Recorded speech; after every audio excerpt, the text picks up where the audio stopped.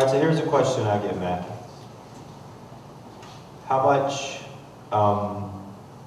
of the time do you write autobiographically, and how much do you Great write? question. You know, just because something strikes you that you see or read or whatever. For the longest time, actually, my entire first album was an autobiography, which felt right at the time. It was called I Remember, and it was all about my childhood, a bunch of different things that were happening in my life currently. I started going to songwriters conferences and listening, you know, just like any business would go to a conference and learn about the new things. And I would learn about different ways of looking at a song and starting a song. So I started, this would have been a great question before my next song. Actually, I wasn't going to do it, but I will now. Sorry. Squirrel, sorry. You're supposed to, remember you were supposed to throw something at me if I did that, right? Anyway, but I just... Reminds me of Johnny Depp. Don't touch that squirrel's nuts. Your children are here. It's a children's movie. It is. Anyway, so, but I've just recently a lot more started doing, like you said, more perspective stuff. And when I get to that song a little bit later, I'll explain a little bit more about that. But it really opens up, you know, a whole world, because when you're sticking to yourself, there's only one way to look at it. So it's kind of cool to see something passing by, whether it just be a person. You can make up so many, we all do it. We all see somebody going by and we all like make up a story about who that person is, and it's most likely not accurate, but the great thing about a songwriter is you can make it into whatever you want, you know, good, bad, or indifferent. So I've done that more. I've started to do that a little bit more, and the material I'm working on now is probably about 50-50, I would say, about 50-50. But as you know, as a songwriter, most of it's how you feel. Real quick, when I was at a songwriters conference, there's you know who Ralph Murphy is? Ralph Murphy is like a really big songwriter in Nashville, and now he teaches people songwriting. And we had this room full of like 300 songwriters, and he came out and he said, "How many singer-songwriters do we have in the crowd?" And you know, 3/4 of the people raised their hand, including myself. And he says, I won't say what he said, but I'll change it. But he said, "You're not nearly as good as you think you are." And here's the reason. He's like, a songwriter their song has to stand up. A singer-songwriter, like, he does it and so do I. When I'm sitting in a room with you and we have candles and you have a glass of wine and some nice lights, my song's gonna sound so much better to you. But he said, that's not who you have to appeal to. You have to appeal to the single mother in traffic in Atlanta, Georgia, on her way to work, making minimum wage, working 70 hours a week with a screaming kid in the back seat. He's like, if you can sell her, you got 10 seconds. If you can do that, you have a hit song. He's like a singer-songwriter. He's blessed because he can sing and he can do it in a nice venue with wine and food and stuff. So that stayed with me. So I left there not feeling as good about myself as I did. One of my favorite songwriters, both with his work and also when he talks about songwriting, is Jimmy Webb. And he talks about the fact that if you really are a professional songwriter, you can write a song in any style. And so one of the things that I've had the privilege of doing at different points in my life is working for people, and I've had to come up with, like, literally, I got a call one time, we need a swing song. Can you write a swing song? Yeah, I can write a swing song. No, I couldn't write a swing song. So I ran out, and this is gonna date me, this was back when you ran to Best Buy and bought your CDs. And it was Big Daddy, what were they called? Voodoo Daddy. Big Bad Voodoo Daddy, thank you. And the Brian Setzer Band. So I bought like a couple albums each, and I went home and I just studied what they were doing and wrote the guy a swing song. But there's always a tension, I think, for us as we try to aspire and get better to do what's comfortable and what kind of emotes out of us, and then to be able to do anything. And I think when we can get to the point where I can go from style to style and still let it be a part of who I am, then maybe I've become a little bit better of a songwriter. But there is always that, you know, that tension of between what is comfortable and what you can do naturally and being able to do anything. Yeah, and who knows, I mean, you may have been like the best swing songwriter ever.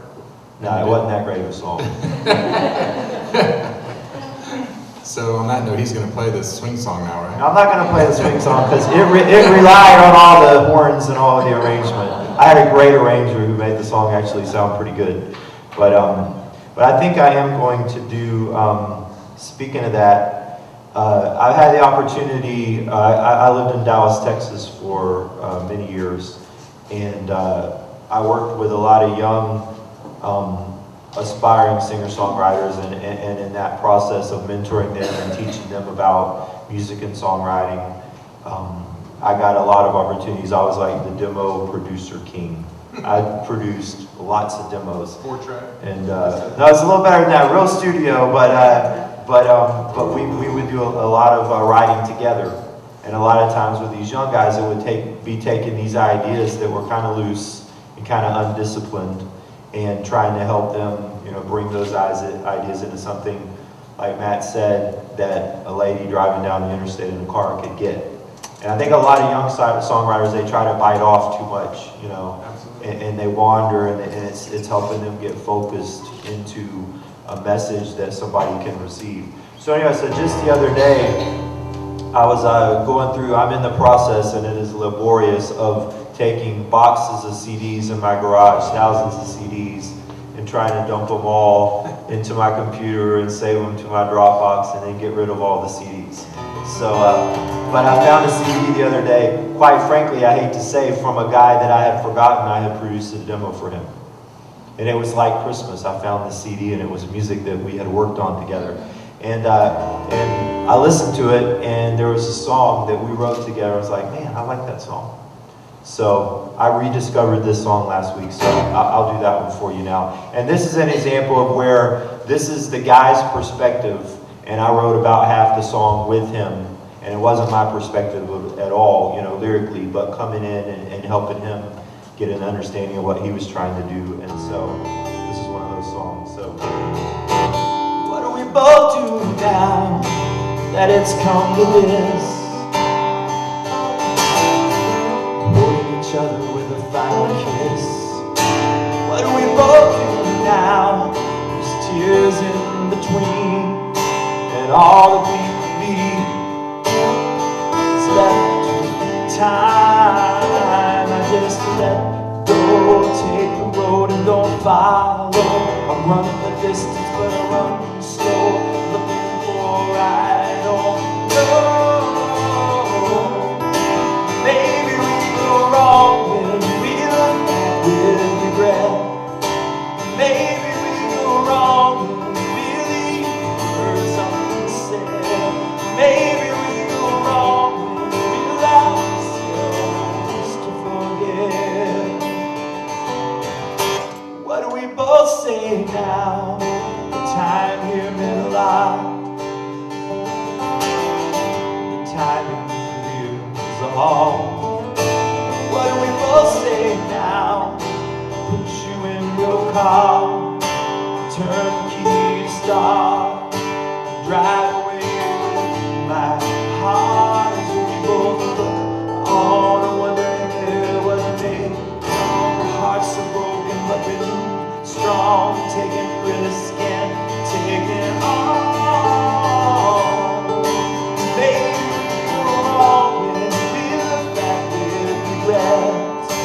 Maybe we go wrong when we leave words unsaid. Maybe we go wrong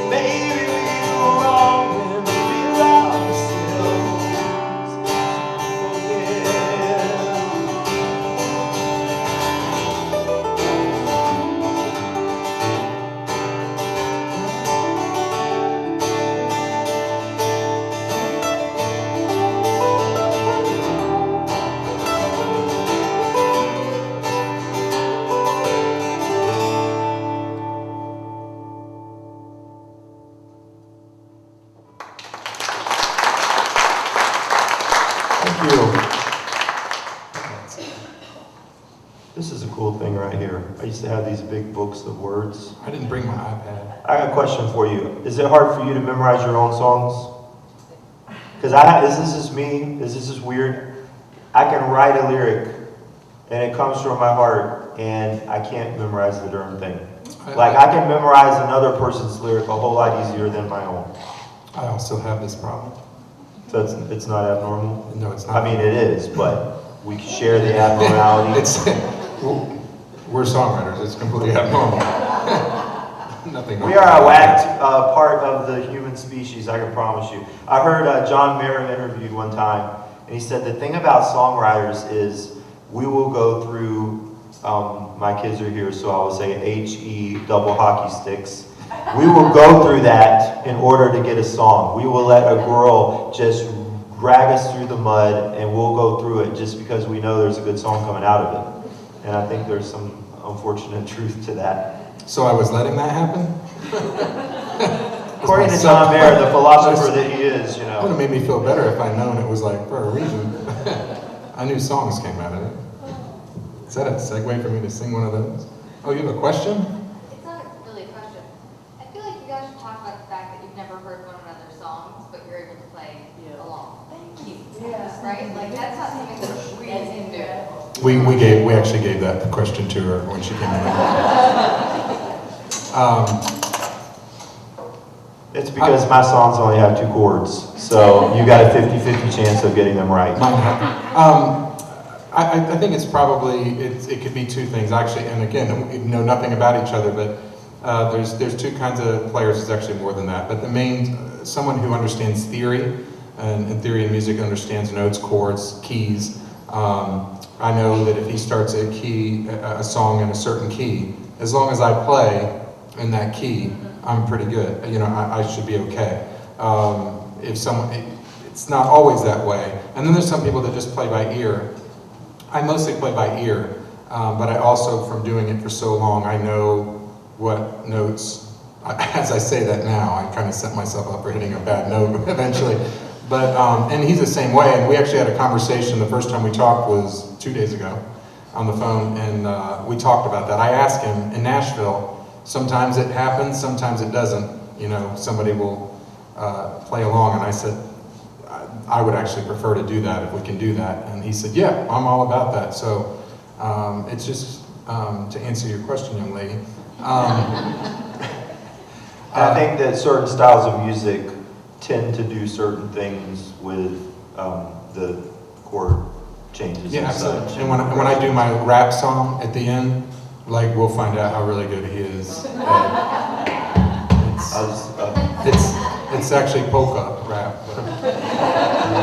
But he didn't tell you he lied. He's really from Wisconsin. So if you're from Wisconsin, there has to be polka in anything you do. I apologize if anybody... I think and rap. I think Wisconsin's pretty Oh good yeah? for the rap. Well, I didn't know that. I learned something tonight. Cheese.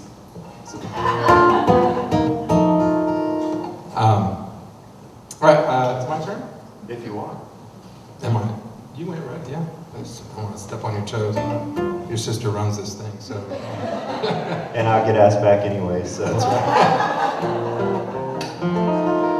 right. This is a song I wrote for my 6-year-old son. And I guess he was probably 4 when I wrote it. It's advice about the ladies. Because he's, 6, and it's time. My daughter will get her song about men when she's like 38. So, having said all of this, what I'm going to say in the song doesn't always work, but this is it's kind of how I was taught by my great-grandfather on what you do, and so I figure I'll give him these words of advice. So.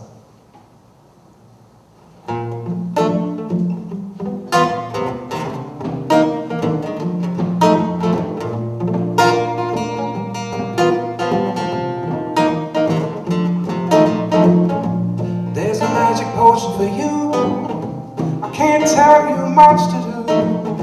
I said I figured them out and they lie. You say they are a different breed, some they ain't like you and me. More complex but more inspiring. They say you love more than you, tell you what what you should and shouldn't do. But don't give up, just keep on trying. Take her on a walk for two. Maybe stroll down Park Avenue. Treat her like a lady and you'll be fine. Hold her hand whenever you can. Pull out a chair more than every now and then. Treat her like a lady and you'll be fine. Of course it's just a theory of mine. Take her on a picnic one day. Surprise her with a little bouquet. Surely don't dismiss all the silly things she'll say. Kiss her before she brushes her teeth. Say she's pretty before she makes up her face. Make her believe she's always right in place. Say things different. Her thoughts will stay a mystery. Don't give up, just keep on trying. Take her on a walk for two. Maybe stroll down Park Avenue. Treat her like a lady and you'll be fine. Hold her hand whenever you can. Pull out a chair more than every now and then. Treat her like a lady and you'll be fine.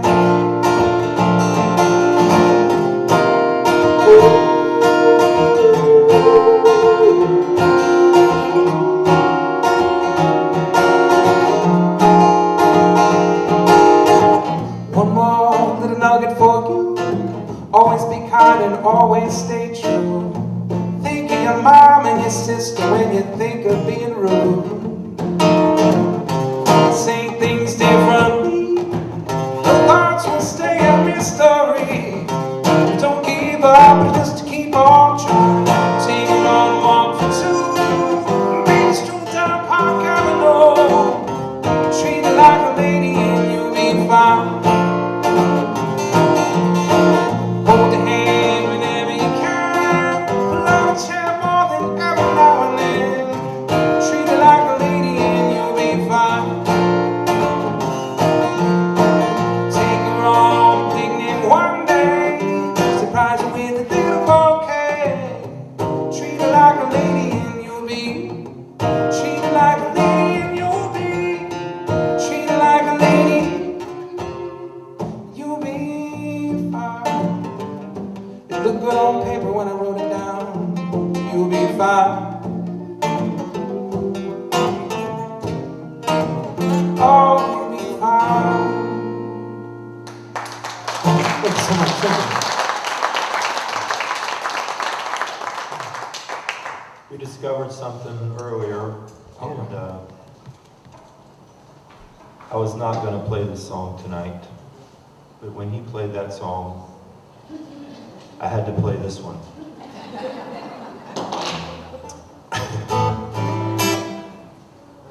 And this is not nearly as couth as his, or sophisticated. And let me apologize right now if you're a cat lover. I'll just be honest. I am not a cat lover. So given that I'm not a cat lover, I see things with a certain bias. That's fair, right? You should like mention dogs. it's not their cat. It's not their cat you have a problem with. You love cats and dogs. All right. So, all right, among other problems that I have with cats, not all, but most people, when they say they've got a good cat, they tell you, this cat's like a dog. Help me with that. Why didn't you get a dog? But let's not, anybody in here disagree that dogs and cats are different. And people that like dogs and cats are probably different. Is that? Now I understand how you got that from the song I was talking about. I totally get it now. So, Earlier. can we all also agree that men and women are different? Which we just eloquently heard about. I've never noticed that, but I'll go along with it. So this is about the difference between men and women. Not nearly as eloquent, but hopefully it's sort of kind of fun. So it's called Dog to Cat.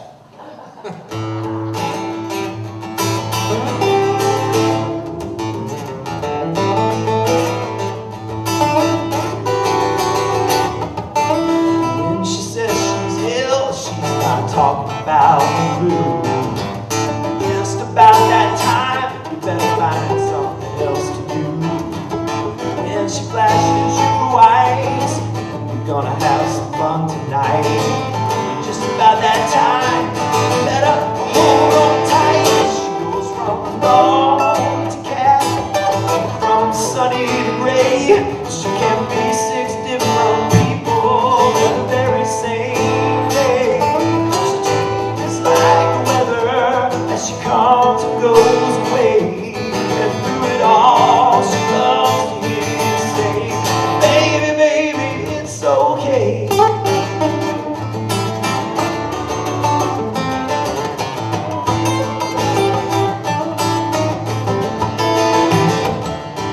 She spends her time on Venus while you hang out on Mars. She shops for scented lotions while you puff on big cigars. My point cannot be clearer, sir. You don't have a clue. Just love her for exactly who she is, and she'll love you. She goes from dog to cat, from sunny to gray. She can be 6 different people in the very same day. She changes like the weather. She comes and goes away. And through it all, she loves to hear you say, baby, baby, it's okay.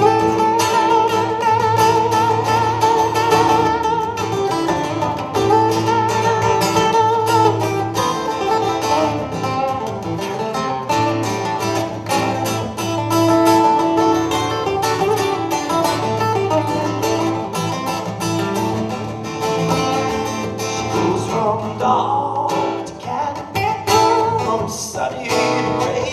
She can be 6 different people the very same day.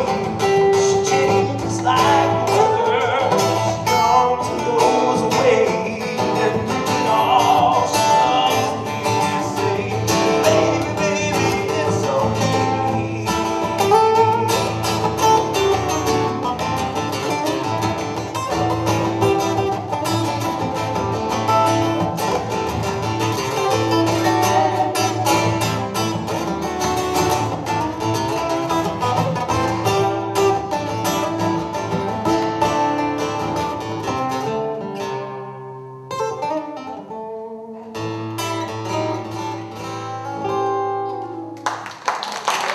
I like that song a lot.